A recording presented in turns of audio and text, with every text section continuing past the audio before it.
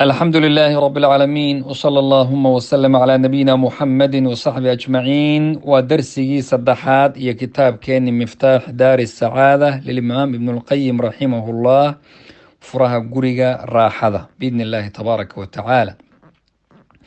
مرول بنا مركان كهاللينو وحد مسكحة كويسا قريقة لغا هالليو الراحة لغا هاللياي ومدى علمي النافعة كتوسينيا الله سبحانه وتعالى ood ku gaadhayso raalli ahaanshaha rabbi subxaanahu wa tacaala haddaba qeybtan sheekh wuxuu ga hadlayaa ciwaanuu ku magacaabay tashbiihu lculamaa'i binnujuum in culimada lagu shabaho xidigaha culimada waxay ku shabahan yihiin buu yihi xidigaha iyo culimadu wax badan baa ka dhexeeya tashbiih marka la yidhaahdo waa cilmiga la yidhaahdo balaaqada ayaa lagu qaataa oo culuumul carabiya qaybaheeda ka mid ah waana shay dhowr arrimood oo arkaan ah in la helo ay lagama maarmaan tahay waa in la helo shay la shabahayo oo mushabbih la dhaho waa in la helo shaygaa lagu shabahayo oo mushabahu bihi la yidhaahdo waa in la helo adaatu tashbiih labadaas shay wax adaad ama arrin la rabo inay shabaha keento iyo waxa la yidhahdo wajhu shabah isu ekaanta labada shay maxay tahay maxaa ka dhexeeya labadan shay ee laisku shabahayo culimi iyo xidigaha laisku shabahayo maxaad u malayn in culimada iyo xidigaha ay ka dhexayso haddaba si aad u fahamto mithaal aan ku siiyo qaabka wax la isugu shabaho haddii la yidhaahdo fulaanun kal asadi hebel ninka la yidhaahdo wuxuu la mid yahay libaaxa maxaa libaax iyo hebel ka dhexeeya ashajaaca aw shujaaca geesinima ka dhexaysa labadooda ayib haddii la yidhaahdo fulaanatu kalbadri ama kalqamari ama kashamsi heblo waa qoraxda oo kale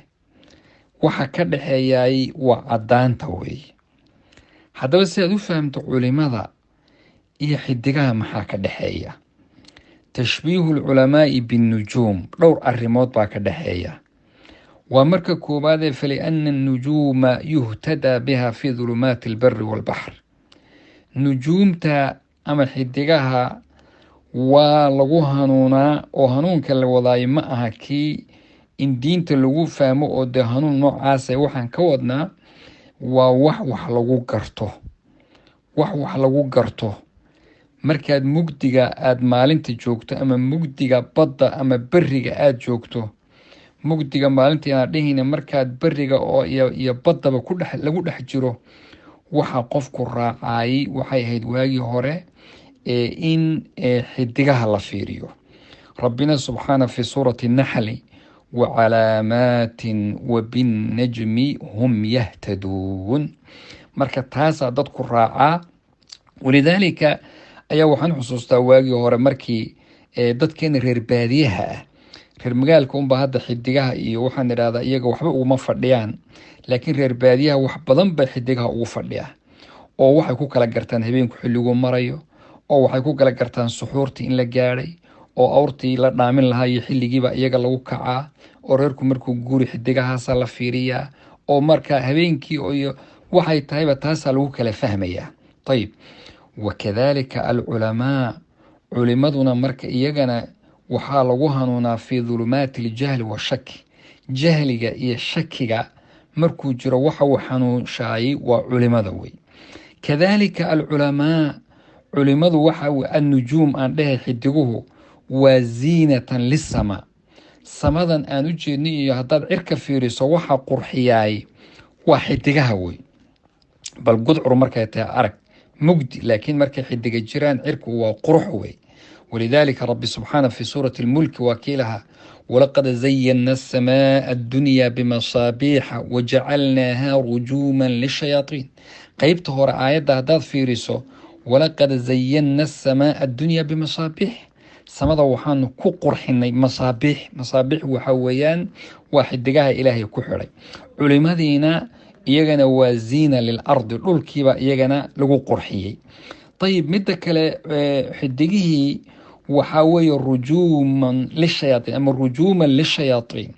ilaahay baa shayaadiinta ku tuura, shayaadiintaasoo doonaya waxyiga ilaahay soo dejinayo ee malaa'igta loo soo dhiibay bay wax ka xadaan. marka waxaa laga soo daba tuurayaa xidigii baa laga soo daba tuurayaa. sidaas waana aayadda qur-aanka mar labaad haddaan ku laabano fii suurati lmulki, walaqad zayana asamaa addunya bimasaabiixa, qeybta dambe wajacalnaahaa rujuuman lishayaaiin, shayaadiinta ayaan ku tuurnaa buuri rabbi subxaanahu watacaala. kadaalika culimadu iyaga naftooda waa rujuuman lishayaaiin alins aladiina yuuxii bacduhum ilaa bacdin zukhrufa alqowli guruura. shayaadiinta insiga ee dhulka jooga oo bini aadamka qeybta madaxa adag ee diinta ku ciyaara ayay iyaguna ka difaacaan oo ka ilaaliyaan. haddaba culimadu sinfigan oo shayaadiinta insiga abay ilaaliyaan. diintana haddayna culimadu jiri lahayn waxaa isku qasmi bahaa mudiliinta